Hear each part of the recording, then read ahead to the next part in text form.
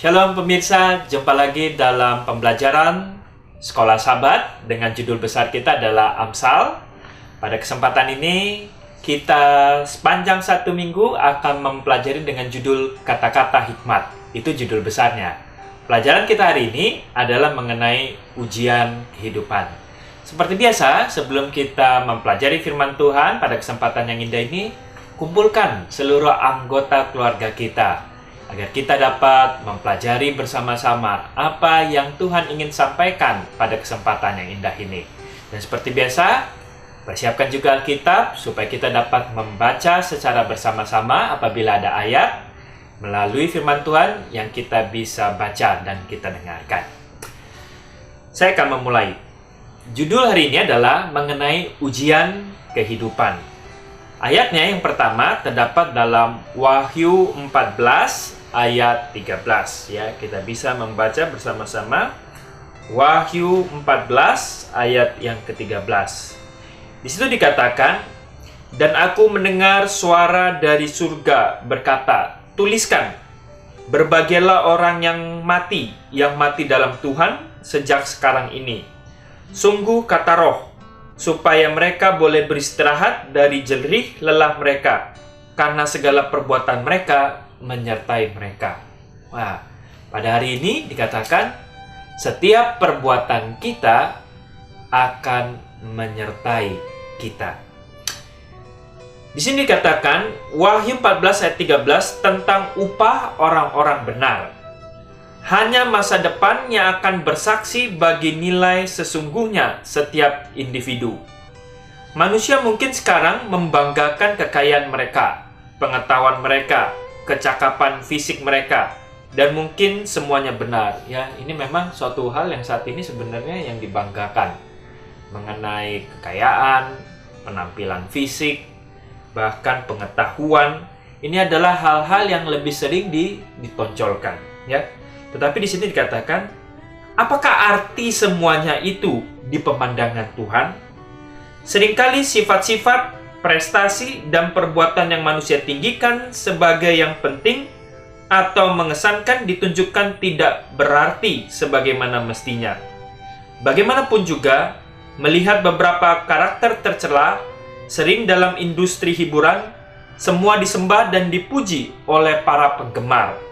Apa yang kita idolakan dan sembah menyajikan kesaksian yang kuat betapa jatuhnya kita ini. Ya, kembali kita diingatkan banyak hal-hal yang sebenarnya didolakan ya oleh anak-anak sekarang ini adalah idola-idola yang bersifat duniawi ya, yang mereka tonton, yang mereka dengar lagu-lagunya, tapi mereka jarang mengidolakan mengenai apa yang firman Tuhan katakan. Iya.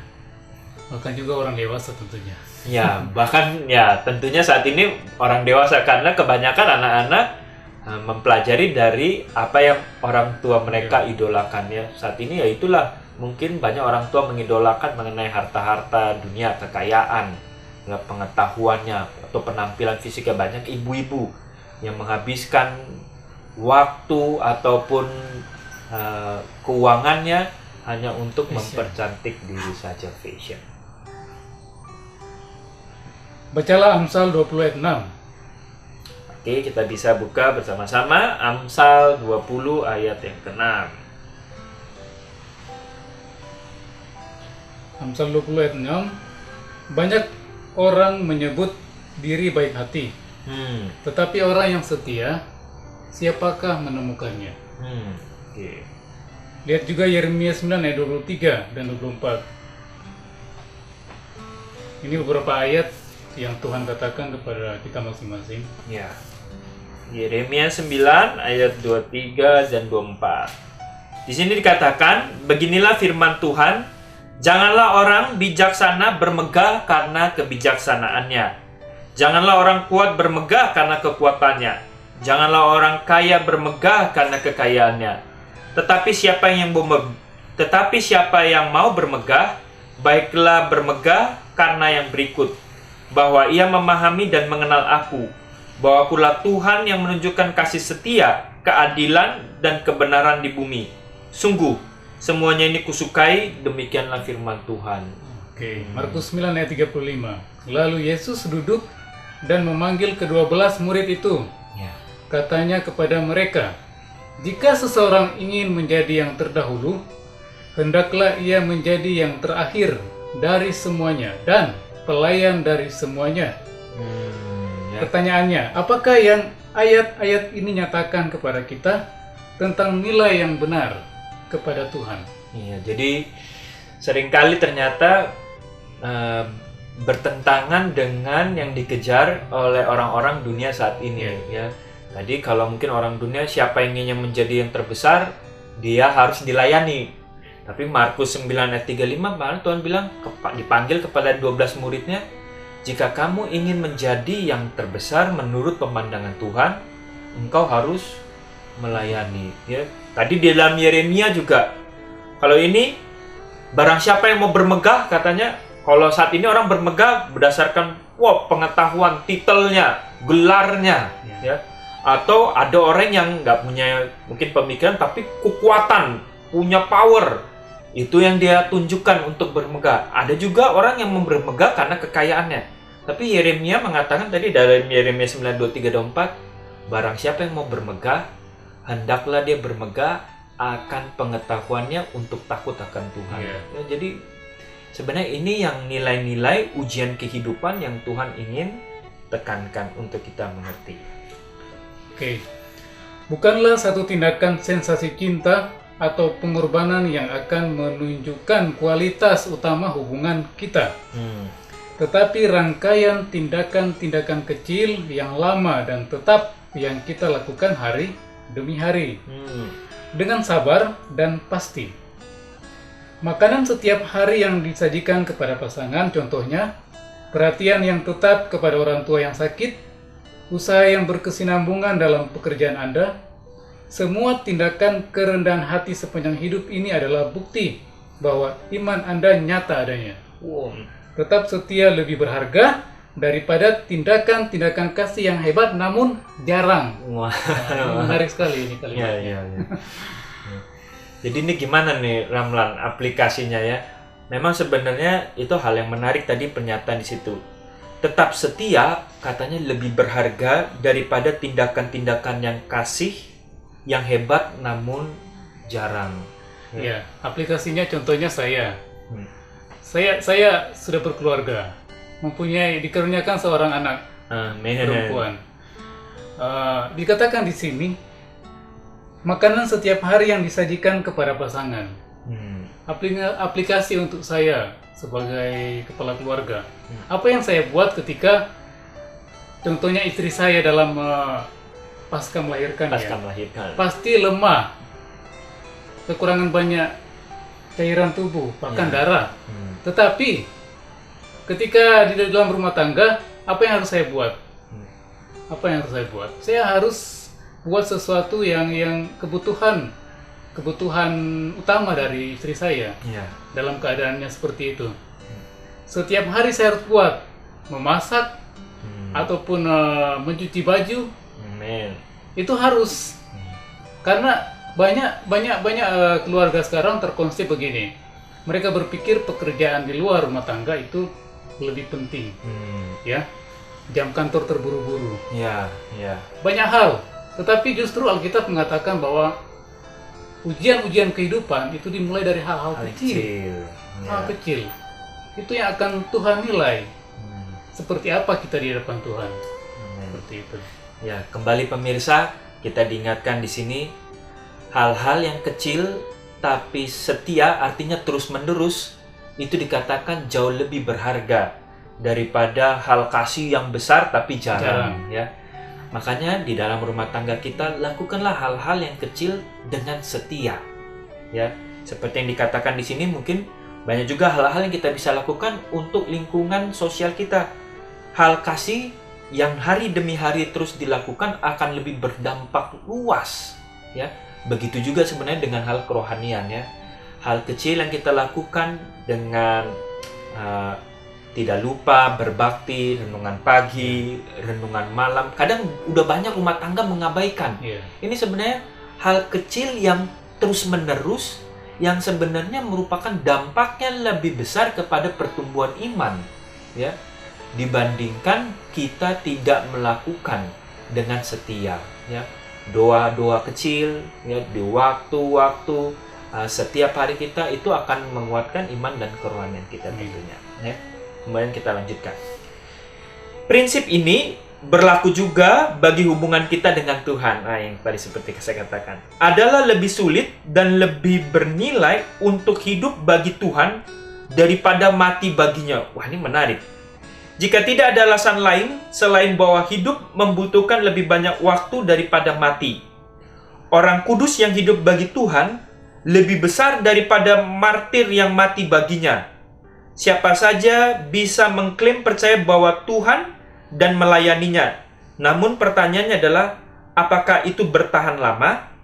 Atau sebagaimana Yesus berkata, tetapi orang yang bertahan sampai pada kesudahannya akan selamat. Matius 24 ayat 13. Wah, ini menarik, ya. Di sini mana ditekankan lebih berharga katanya orang yang hidup bagi Tuhan daripada yang mati bagi Tuhan. Sebenarnya yang mau diangkat seperti ini, ya. Mungkin banyak orang kalau hanya untuk bertahan sementara, mereka mau gitu. Saya rela mati untuk Tuhan. Tapi yang mau ditekankan di sini, yang lebih susah itu hidup untuk Tuhan. Ya, karena hidup itu proses yang panjang. Ya, kalau dia bilang untuk misalnya dalam waktu singkat, nggak apa-apa, saya lebih membela kebenaran. Tapi begitu perjalanan hidup, apakah kita bisa tetap setia di tengah keadaan misalnya ekonomi yang memburuk?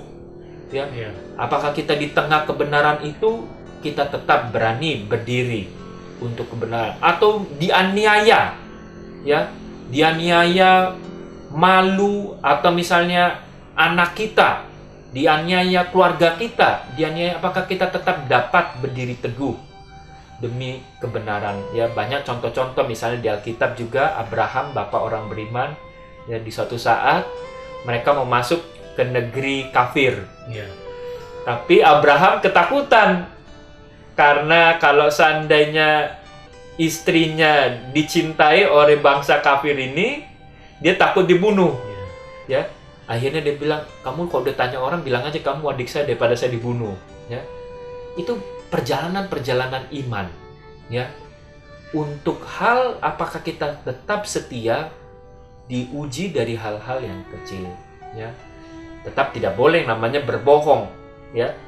Kebenaran harus dikatakan dengan kebenaran walaupun berujung terhadap yang namanya kematian. Ya.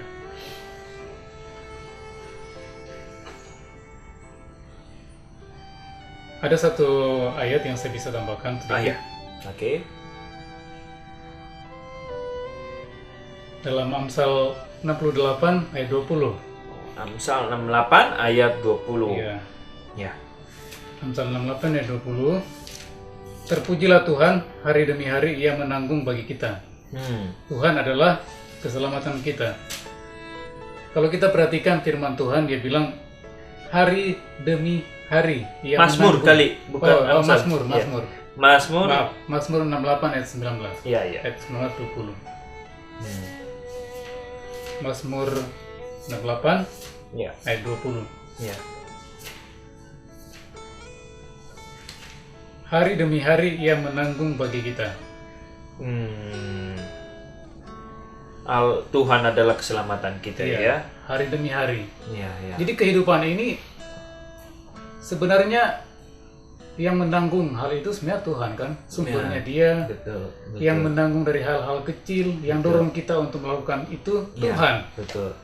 Jadi kalau pengertian manusia sampai ke titik ini, mereka akan bersyukur senantiasa dan mereka akan menghargai orang yang mendorong, satu kuasa yang mendorong manusia untuk melakukan itu dalam kehidupan setiap hari, konstan, berkesinambungan. Jadi coba bayangkan kalau kita sendiri dalam kondisi-kondisi tertentu ditolong oleh orang lain. di kondisi-kondisi yang tak terduga. Betul. Kita akan berterima kasih kepada orang itu. Tetapi ini Tuhan ini hari demi hari. Bagaimana ungkapan perasaan kita kepada Tuhan seharusnya? Betul. Nah, inilah memang yang harusnya disadari ya, ketika kita menyadari hari demi hari kita sebenarnya kita tidak bisa melaluinya tanpa pertolongan Tuhan.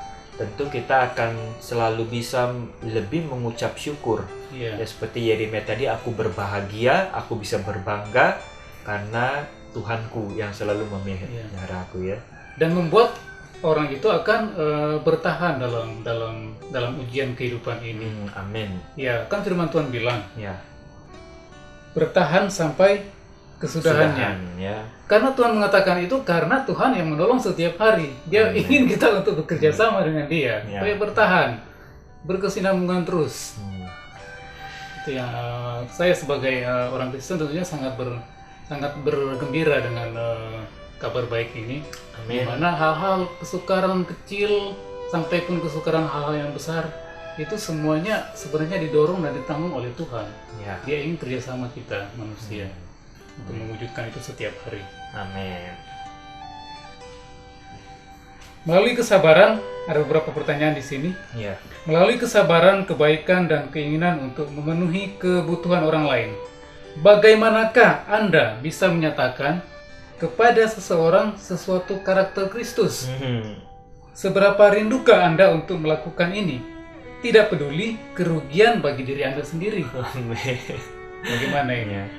Ya, ini memang adalah suatu pertanyaan yang sebenarnya sekaligus juga ajakan kepada kita. Sebagaimana tadi di dalam Markus 9 ayat 35, barang siapa ingin menjadi yang terdahulu atau yang terbaik untuk dilayani, hendaklah dia menjadi pelayan. Makanya di sini pertanyaannya adalah bagaimana melalui kesabaran, kebaikan, dan keinginan untuk memenuhi kebutuhan orang lain Itu yang sebenarnya hal-hal kecil yang dilakukan terus-menerus di dalam lingkungan rumah tangga kita, orang-orang di sekitar kita yang membutuhkan, itu jauh lebih berharga dibandingkan dengan hal-hal besar yang tidak terus-menerus. Makanya itu yang disebut juga katanya lebih berat hidup dengan Kristus daripada mati untuk Kristus. Karena kata Kristus, siapa melayani orang-orang yang tidak dianggap ini, sebenarnya dia melayani untuk aku. Dan yang terakhir tadi sebenarnya inilah ujian kehidupan kita. Jadi sebenarnya kan kalau di sekolah ada ujian akhir. Kita juga sebenarnya kita sedang mengalami suatu ujian di dalam kehidupan. Itulah Wahyu 14 ayat 13. Semua perbuatan kita yang kita lakukan kepada orang lain, sama seperti kita mau dilakukan terhadap diri sendiri, apalagi melakukan terhadap orang yang terhina, semuanya itu seperti kita melakukan kepada Kristus. Dan setiap ujian kehidupan ini katanya perbuatan kita menyertai kita. Kita diselamatkan memang bukan karena perbuatan, tapi kita diuji, buah kita ini berdasarkan apa yang tertulis dari perbuatan kita. Kita diselamatkan tentu oleh kasih karunia Tuhan semata-mata. Tetapi perbuatan kita menunjukkan bagaimana kita menerima kasih karunia tersebut. Mungkin ada lagi? Aman. Demikianlah pemirsa, pelajaran kita pada hari ini mengenai ujian kehidupan. Biarkanlah berkat yang kita terima pada hari ini dengan pertolongan Tuhan, kita dapat melakukan hidup kita hari demi hari, menyadari kasih karunia Tuhan. Dengan begitu, kita juga dapat membagikan karakter Kristus melalui perbuatan kita setiap hari. Tuhan memberkati. Shalom.